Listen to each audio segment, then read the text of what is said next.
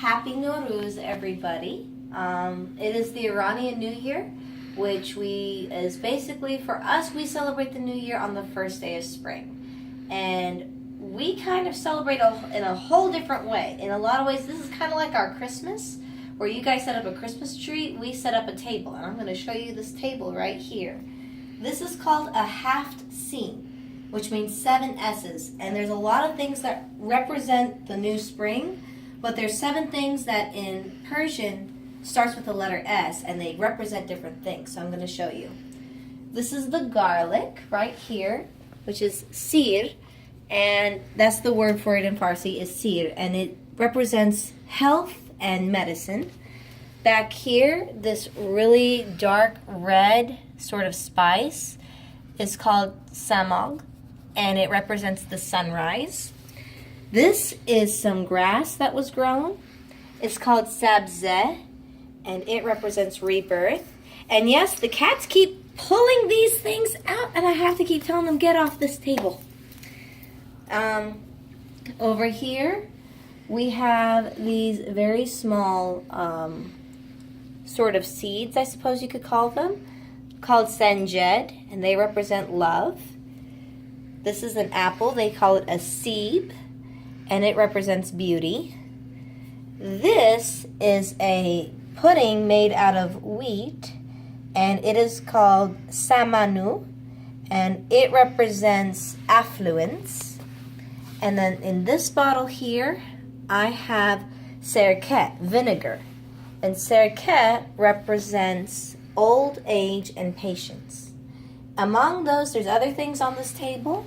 There's usually a mirror on the table. You also have hyacinths, beautiful flowers. They smell wonderful. That's usually found on a table. There are there are candles. You can see I have 4. Represents all the members of the family. I have a book right here. Depending on the family you go to, it could be a religious book. I have a book of poetry by an old Persian poet by the name of Haft. And it's on a very wonderful looking table. This is a special table set up for an open book.